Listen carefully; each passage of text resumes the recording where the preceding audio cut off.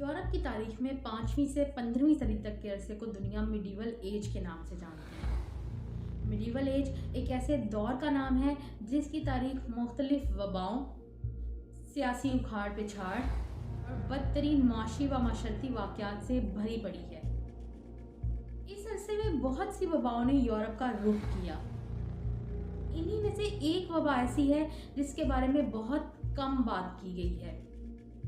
एक ऐसी बीमारी या जहनी कैफियत जिसके चलते हजारों लोगों ने यूरोप की गलियों और बाजारों में नाचना शुरू कर दिया। दीवानावार नाचते ये लोग किसी एक ऐसी धुन पर नाच रहे थे जो इनके अलावा और किसी को सुनाई नहीं दे रही थी। इन लोगों को रोकने की हर कोशिश और हर हरबा नाकाम रहा। आज की दुनिया इस बीमारी को डांसिंग प्लेग, डांसिंग मेनिया या फिर सेंट वाइटस डिजीज के नाम से जानती है।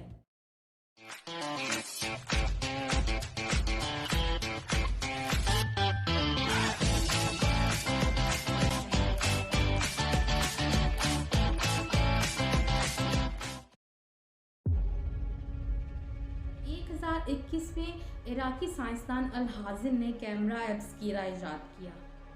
एंड उसी वक्त यूरोप में हेनरी द सेकंड अपनी चौथी इटालियन मिलिट्री कैंपेन शुरू कर चुके थे। एंड उसी वक्त जर्मनी में 18 लोगों ने एक चर्च के सामने नाचना शुरू कर दिया। चर्च के अंदर मौजूद लोग इन नाचते हुए लोगों को हैरत से देख रहे थे जो किसी ऐसी धुन पर नाच रहे थे जो इनके अलावा और किसी को सुनाई नहीं दे रही थी। चर्च में मौजूद लोग और मजहबी रहनुमा इस बात पर सख्त नाराज हुए और मजहबी रहनुमाओं ने इन लोगों को रुकने का हुक्म दिया, लेकिन ये लोग अपने काम में मसरूफ रहे, जिस पर पादरी ने नाराज होकर इन लोगों को कर्ज दिया कि ये अगले 1 साल तक इसी तरह नाचते रहेंगे। और ऐसा ही हुआ। नाचते नाचते बेहाल होते ये लोग रुक ना सके। इनमें से कई थक कर गिरे और ऐसा गिरे कि फिर कभी ना उठ सके। जर्मनी में इस वबा को नाम दिया गया सेंट वाइटस डिजीज का।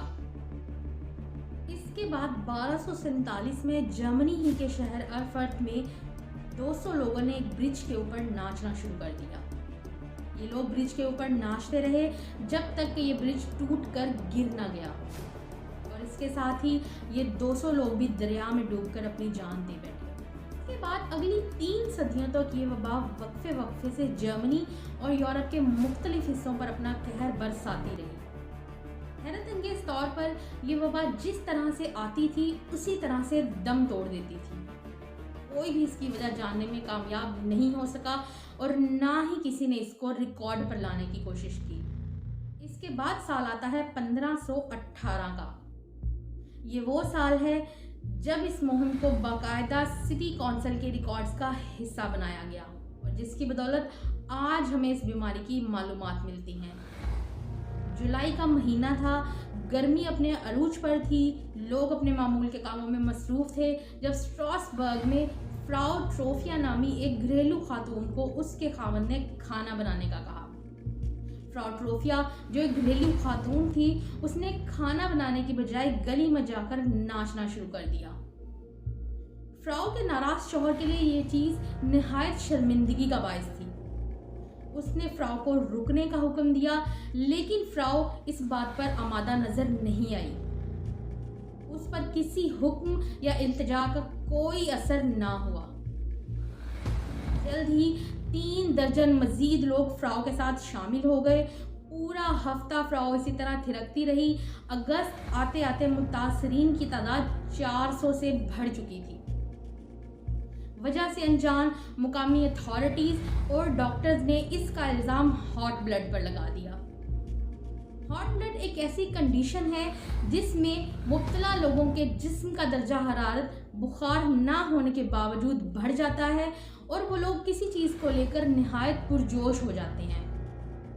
पुराने ज़माने में मेडिकल ने चूँकि इतनी तरक्की नहीं की थी, इसलिए हॉट ब्लड का एक ही इलाज था कि किसी तरह मरीजों के जिस्म से खून की एक मुनासिब मिकदार निकाल दी जाए। लेकिन नाचते हुए लोगों का खून निकालना नामुमकिन था। ऐसे हालात में डॉक्टर्स ने इसका एक अजीब हल निकाला कि इन लोगों को नाचने दिया जाए जब तक कि इनके पाँव से खून ना निकलने लगे और जब तक ये थक कर अपनी सारी एनर्जी कंज्यूम ना कर लें। मकामी अथॉरिटीज़ ने शहर के बीचों बीच एक स्टेज बनवा दिया, वहाँ पर बैंड तैनात कर दिया जो कि दिन रात गाना बजाने और नाचने में लोगों को उकसाने पर मसरूफ़ थे। लेकिन ये फैसला तबाहकुन साबित हुआ। बहुत से मुतासरीन के साथ साथ आम लोग भी इसमें शामिल होते गए और मुतासरीन की तादाद ख़तरनाक हद तक बढ़ने लगी। लोग थक कर गिरने लगे और हर गिरने वाला फिर कभी ना उठ सका। हैरत अंगेज तौर पर नाचने वाले ये लोग खुश नहीं थे। वो देखने वाले लोगों से रहम की भीख मांगते नजर आए। वो लोग अपने थकने की और अपने सर दर्द की और अपने जिस्म में दर्द होने की दुहाइयाँ देते नजर आ रहे थे। इन लोगों के पांव खून से लहूलुहान थे, लेकिन कोई अनजानी कुव्वत थी जो उन्हें रुकने नहीं दे रही थी। एक क्रॉनिकल के मुताबिक एक दिन में औसत 15 लोग रोज इस प्लेग में अपनी जान दे रहे थे। रोम में इसको नाम दिया गया द डांसिंग प्लेग। 1500 और 1600 के दरमियान ऐसे कई केसेस सामने आए। 1650 आते आते ये वबा दम तोड़ने लगी और इसके बाद आज तक ऐसा कोई केस सामने नहीं आया। इन प्लेग्स के बारे में बहुत कम बात की जाती है क्योंकि एक अफसानवी कहानी से ज़्यादा महसूस नहीं होती। लेकिन जहां जर्मनी में शुरू होने वाली आउटब्रेक के बारे में कोई रिकॉर्ड नहीं मिलता, वहीं 1518 की आउटब्रेक के बारे में तफसीली रिकॉर्ड मौजूद है और इसको सिटी काउंसिल के रिकॉर्ड्स का बाकायदा हिस्सा बनाया गया। इसके साथ साथ रिनेसेंस के मशहूर फिजिशियन पैरासेलियस ने बाकायदा इस प्लेग के बारे में अपने जर्नल्स में लिखा है। आते हैं इस प्लेग की मुमकिना वजूहात की जानिब। कुछ फिजिशियंस इस प्लेग का इल्जाम राई के दानों पर उगने वाली फंगस पर धरते हैं। इस जमाने में राई के दानों से बनी हुई ब्रेड का इस्तेमाल आम था और इन दानों पर उगने वाली फंगस के बायस हेलुसिनेशन और दौरे पड़ सकते थे। लेकिन वो तमाम लोग जो इस वबा से मुतासिर हुए, उन तमाम लोगों ने इन दानों से बनी हुई ब्रेड का इस्तेमाल नहीं किया था। इसके साथ साथ ये आउटब्रेक्स हमेशा उस गीले मौसम में नहीं आई जब नमी के बायस दानों पर फंगस लग सकती थी। इसलिए मॉडर्न फिजिशियंस इस मफरूजे को बिल्कुल गलत करार देते हैं।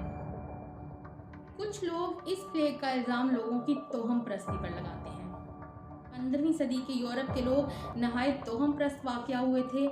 कोई भी ऐसा वाक़या जिसकी कोई तौजीह पेश ना की जा सकती हो, उसका इल्ज़ाम शैतान या जिन भूत पर लगा दिया जाता था। इस ज़माने के बहुत से मजहबी रहनुमाओं ने इस वबा का ताना बाना शैतान से जोड़ा। इनके मुताबिक नाचने वाले लोग डेवल को उसके मुख्तलिफ नामों से पुकार रहे थे। वो अपने बाल नोचते हुए नजर आए। इसके साथ साथ नाचने वाले ये लोग पॉइंटेड शूज़ और सुर्ख रंग से नहायत खौफ खा रहे थे, जो कि शैतान की ही एक निशानी है। इन अलामात ने लोगों के वहम को मजीद हवा दी। उस जमाने के लोगों के मुताबिक ये लोग पोजेस्ड बाय डेवल थे।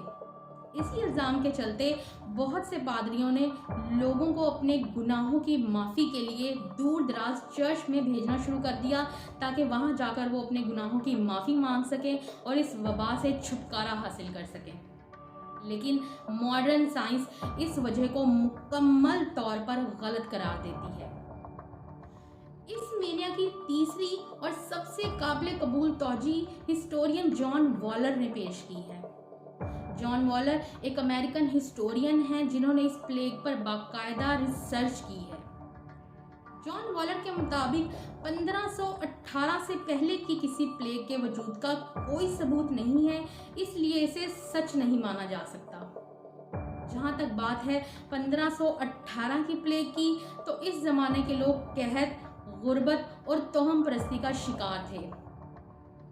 इस ज़माने के लोग शदीद जहनी दबाव का शिकार थे, जिसने मास हिस्टेरिया को जन्म दिया, जिसके ज़ेरे असर लोग एक ट्रांस के आलम में लंबे अरसे तक खुद को नाचने पर मजबूर पाते और इसी तरह थकन और गर्मी के हाथों हार्ट अटैक या किसी भी और वजह से अपनी जान दे देते।